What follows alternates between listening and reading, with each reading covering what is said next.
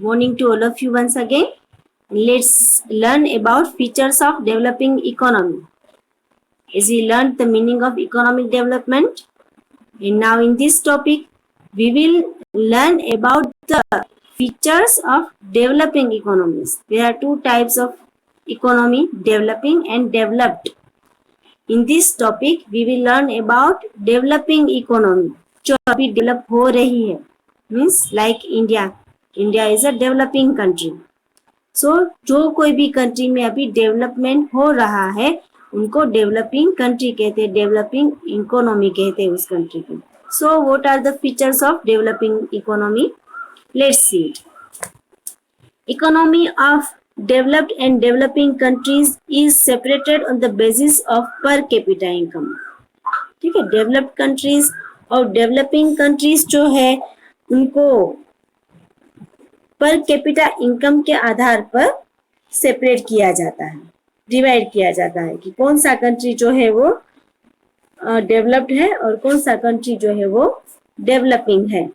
तो उनको per capita income के आधार पर डिवाइड किया जाता है.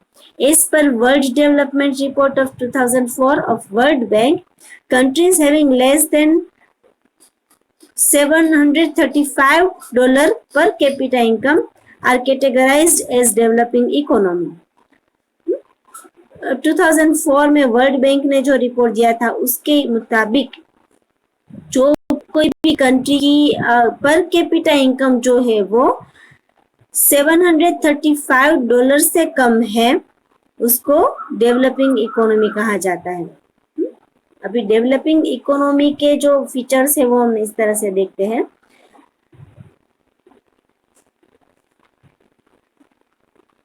First, less per capita income. जो कोई भी कंट्री की पर कैपिटा इनकम कम है उसे डेवलपिंग कंट्री कहते हैं. National income of developing countries is less while population growth rate is high, so per capita income remains low. Because of less per capita income, living standard of people is low.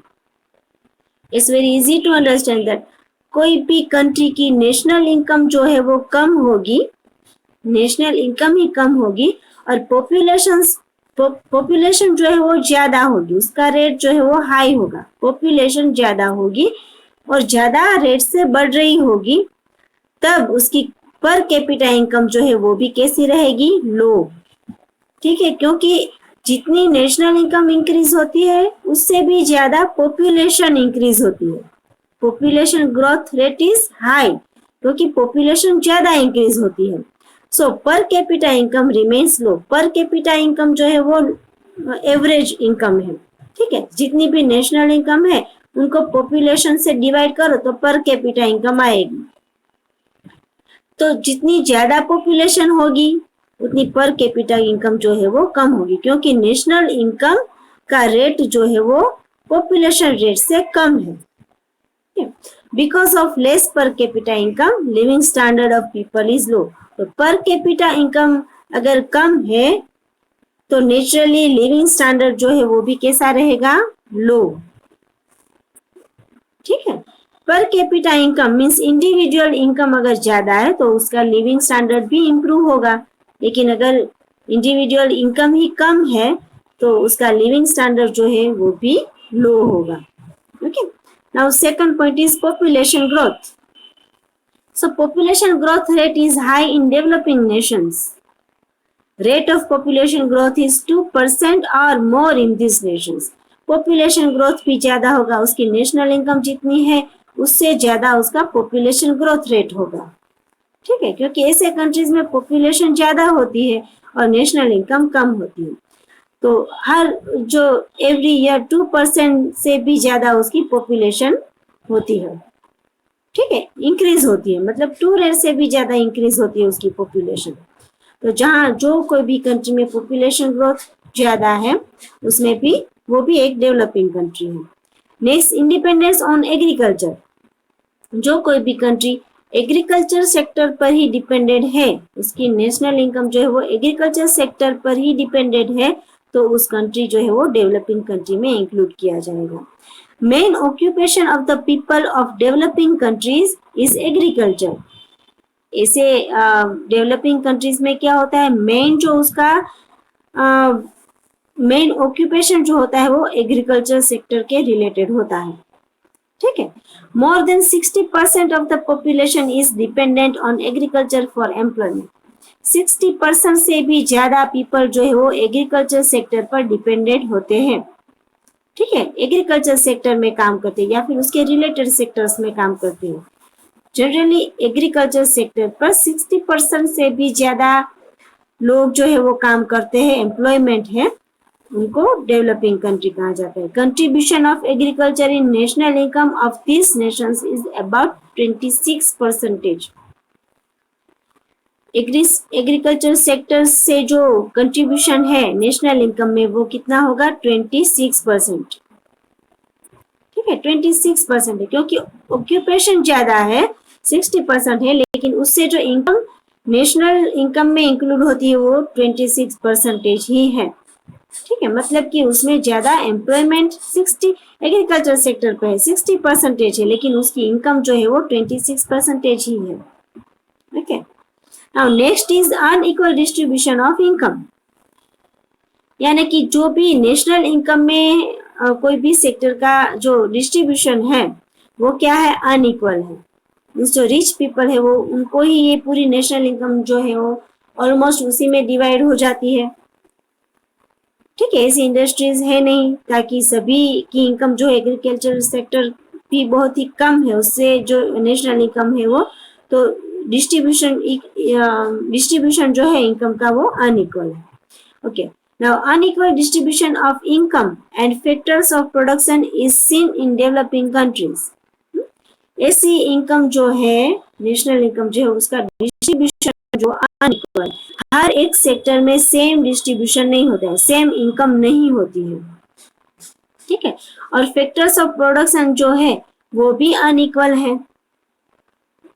जितने भी factors of production है वो भी unequal है, हर sector में same distribution नहीं है। This inequality is seen in cities as well as villages.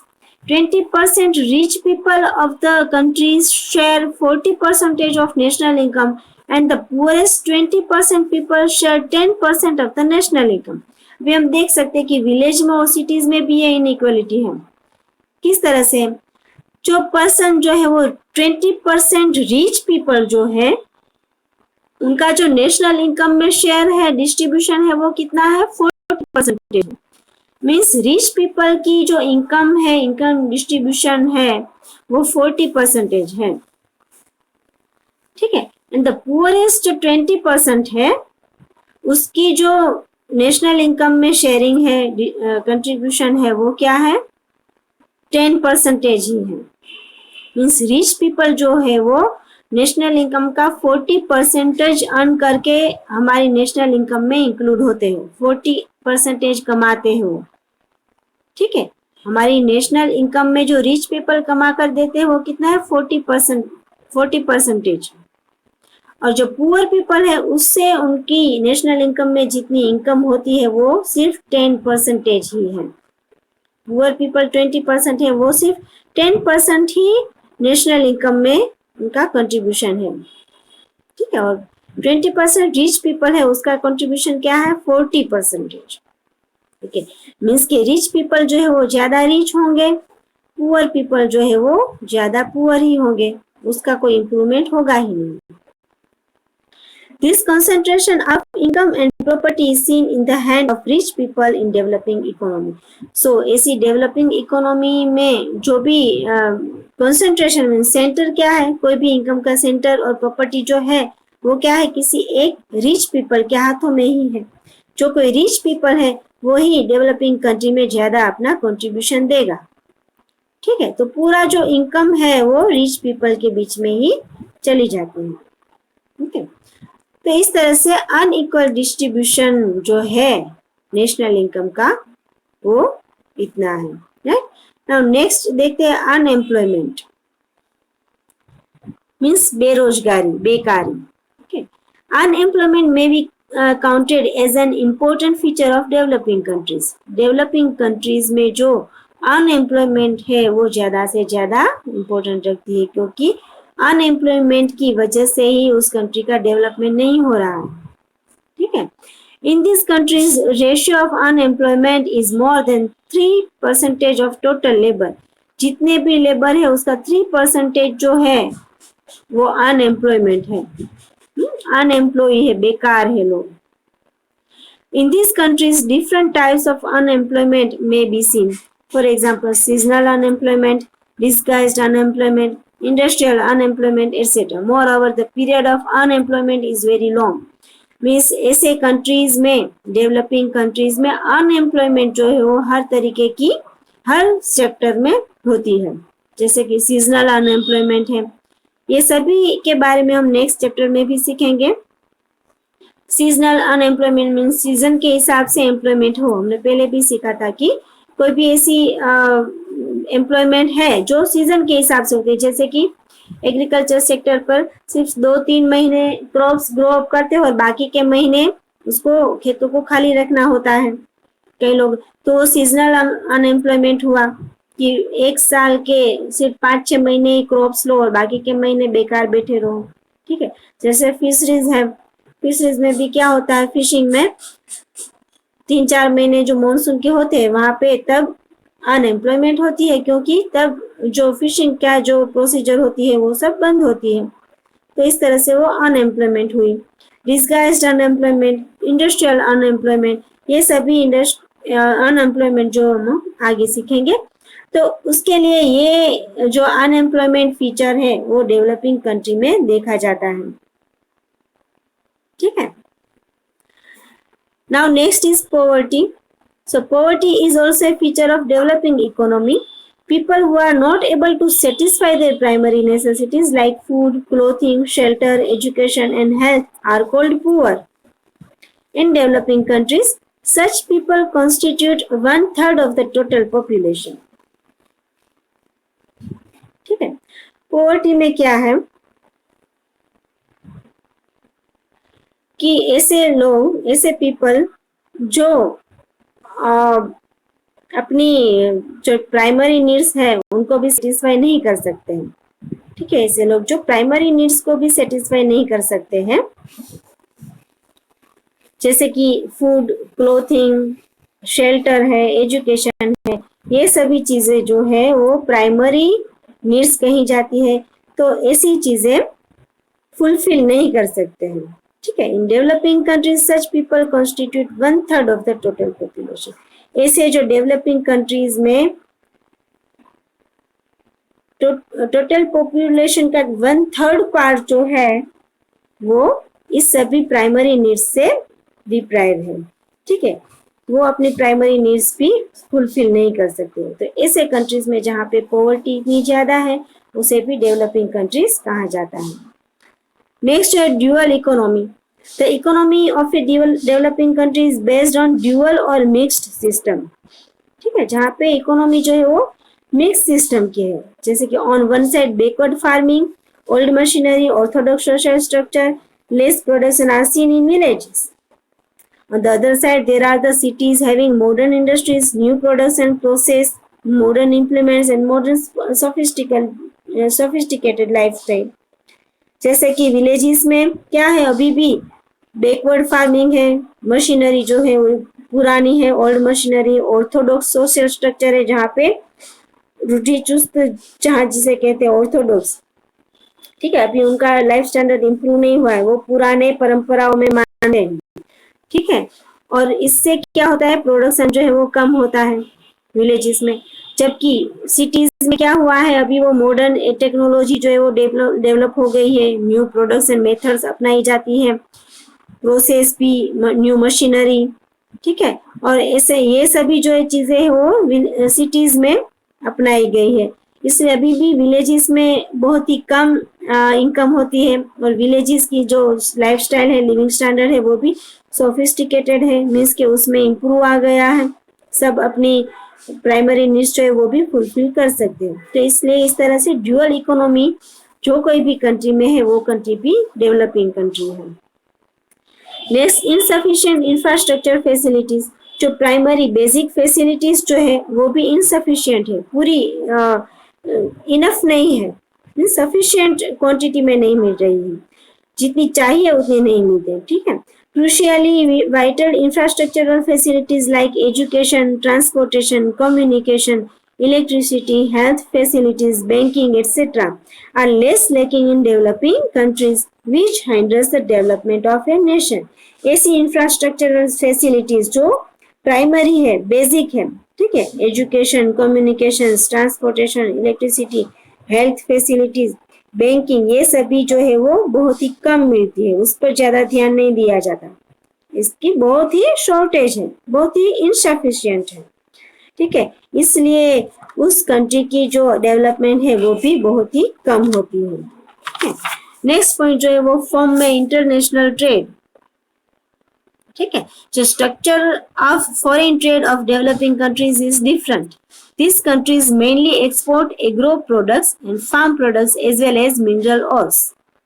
ठीक है, this type of products have less demand and low rate, so less income is gained by exporting these goods. ऐसी country में means developing countries में क्या है कि जो agriculture product ही ज्यादा से ज्यादा होती है प्रोड्यूस, ठीक है, तो उससे क्या होता है, जो एक्सपोर्ट करते हैं वो भी मेनली क्या होती है, एग्रो प्रोडक्ट्स होती है या फिर फार्म प्रोडक्ट्स होती है, ठीक है। तो इसकी दूसरे कंट्रीज में जो डिमांड होती है वो कम होती है और वो होती है प्रोडक्ट्स, लेकिन उसकी रेट जो है वो भी कम होता है। सो इसलिए जो हम एक्सपोर्ट करते हैं उस कमोडिटीज से, ऐसे गुड्स से हमें जो इनकम होती है वो भी बहुत ही कम होती है, इसलिए हमारे कंट्री का मीन्स ऐसे कंट्रीज का डेवलपमेंट बहुत कम होता है। While imports include industrial products and machinery, as the cost of this product is more, so expense on import rises. और जो भी हमें मशीनरी या फिर प्रोडक्ट्स जो है वो इंडस्ट्रियल प्रोडक्ट्स जो भी है, मशीनरी या फिर रॉ मटेरियल, ये सब हमें इंपोर्ट करना होता है, दूसरे कंट्री में से इंपोर्ट करना होता है। तो ऐसी चीज़ों की जो कॉस्ट होती है वो क्या होती है, ज़्यादा होती है, इसलिए इंपोर्ट पर जो भी हम खर्च कर रहे हैं, एक्सपेंस कर रहे हैं, वो क्या है, ज्यादा होंगे, मीन्स वो ज्यादा होंगे। तो इस तरह से thus as the condition of foreign trade are adverse, there is an increase in foreign debt. इसलिए क्या होगा, इंपोर्ट ज्यादा होगी और एक्सपोर्ट कम होगी, तो हमारा फॉरेन डेट जो है वो इंक्रीज होगा, ठीक है। हम ज्यादा से ज्यादा हमें बोरो करने पड़ेंगे मनी, और फॉरेन डेट जो है वो इंक्रीज होगा। Thus we see about above mentioned features in developing countries. As Indian economy is developing, all these features are related to India in greater or lesser measures. इसलिए ये सभी features जो हमने देखे वो सभी कहाँ पे होते हैं, डेवलपिंग कंट्रीज में होते हैं। सो ये सभी फीचर्स जो है वो हमारे इंडिया में पाए जाते हैं। So India is a developing country, ठीक है, और थोड़े या बहुत ज्यादा तरीके से इंडिया जो है वो डेवलपिंग कंट्री कहा जाता है। हाँ, इम्प्रूव हो रहा है, लेकिन still it is a developing country.